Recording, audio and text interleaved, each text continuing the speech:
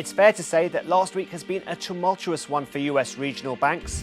Across both banks, several factors have been blamed for their liquidations. America's credit crisis is exploding, reminding us of the chaos of the Great Recession.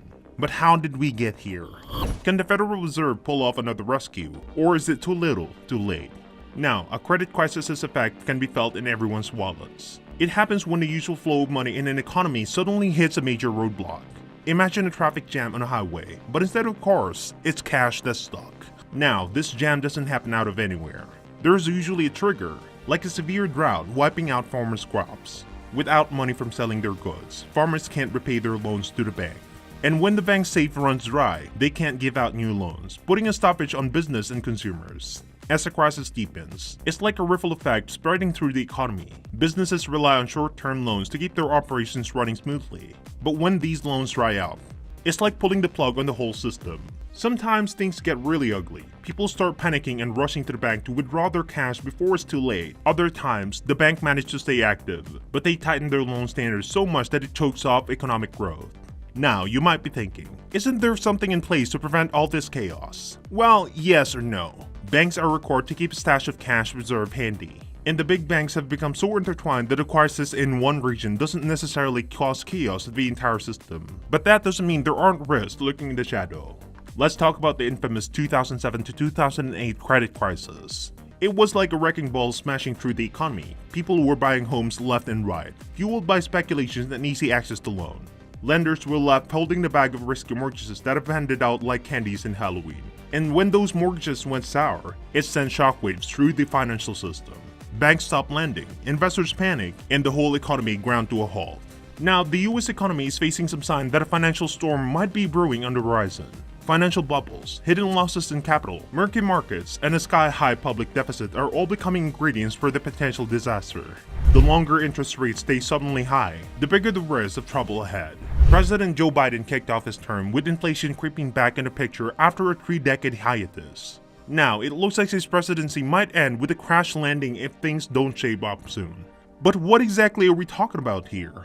Well, imagine an office real estate crisis, a dip in venture capital, and a danger of unlisted debts. Add to that makes Wall Street's love of artificial intelligence, and you've got a recipe for potential chaos. Let's not forget those dreadful deficits. We got a sneak peek of what could be in store back in March 2023. Regional banks were dropping like flies, all because they made some simple mistakes. They played the long game with their clients' money, only to get burned when interest rates shot up. Customers pulled out their deposits, chasing short-term gains offered by the Fed, while the value of these long-term investments took a nosedive. Luckily, the Fed and JP Morgan came to save the day. But a year later, those high rates are still causing trouble. And as history has shown us time and time again, crises have a way of sneaking up on us when we least expect it. So, who's going to feel the pinch first? Private finance is likely to bear the brunt for the impact. And when we say private, we're not just talking about the opposite of public, because let's face it, not much is public in the US these days. But it's not just big businesses feeling the effects. Average families are getting hit hard too. So, what's causing all this chaos? Well, it's a mix of things. Firstly, prices are skyrocketing, making it tough for regular folks to make ends meet. To cope, they're diving headfirst into debt, just to keep their heads above water. Meanwhile, businesses are struggling with lower sales and shrinking profits, all while their expenses keep climbing.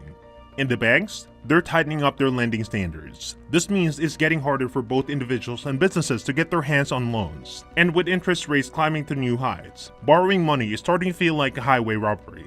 Sure, the central bank says they're keeping an eye on things, but they're not planning to loosen their strings until they hit the 2% target.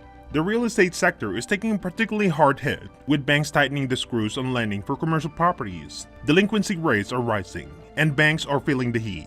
Some big players like Republic First Bank got seized by regulators and sold off to competitor. As for regular people, getting mortgage is becoming a real headache.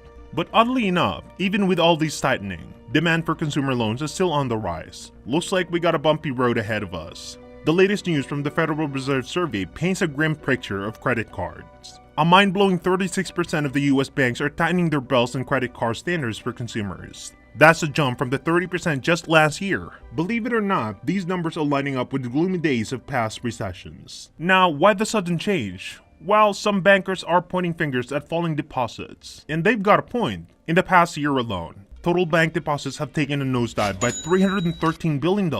But the real deal is that core deposits are down by a mind-blowing $1.1 trillion.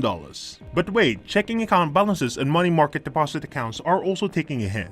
It's like a domino effect, with one problem leading to another, and it's keeping bank officials up at night, setting those credit standards. Speaking of nights, economists and financial analysts are predicting that this economic slump might be sticking around for a while. An amazing 63% of them foresee at least another year for this rollercoaster ride.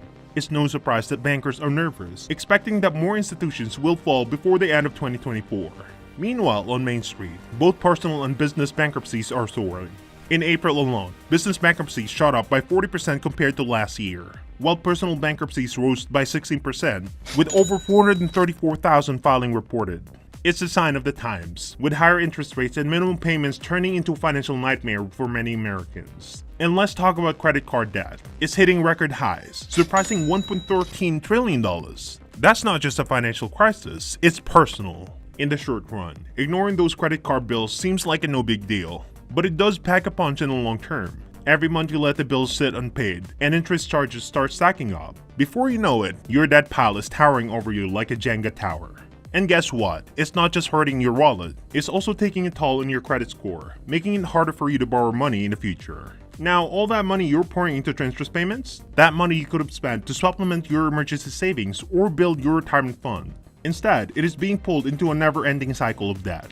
Let's talk numbers. The average interest rates on credit cards is a whopping 21%. For millions of people struggling to pay off their balance every month, it feels like trying to move forward while stuck in slow-moving mud. And with everyday costs skyrocketing, it's hitting younger and middle-aged Americans the hardest. They've got less time and cash to stash away for retirement or emergencies, and the current economic situation isn't doing them any favors. Personal bankruptcies are on the rise across the country, fueled by a perfect storm of factors. Stimulus payments that felt like a lifeline at the time. Turns out, they were just high-interest loans in disguise. Add in soaring inflation, ballooning student loan debt, and credit cards maxed out like teenagers' cell phone plan, and you've got a recipe for financial disaster. Economists and attorneys are pointing fingers at a sluggish economy that's been fluttering for decades. People are drowning in debt with no lifeline in sight. More than 60% of Americans are living paycheck to paycheck, one job loss away from financial ruin. And while the government might be singing songs for economic recovery, for millions of people, it feels like they're stuck in quicksand, sinking deeper with every passing day. Ultimately, the road ahead may be challenging, but staying informed and prepared, we can weather the storm and emerge stronger on the other side. As always, adaptability and resilience will be the key in safeguarding the stability and prosperity of the US economy. Whether it's through transparent risk assessment or robust regulatory measures, taking decisive actions can help mitigate the impact of any impending crisis. If you enjoyed this video, don't forget to like, subscribe, and hit that notification bell so you never miss an update. Thank you for watching, and we'll see you next time.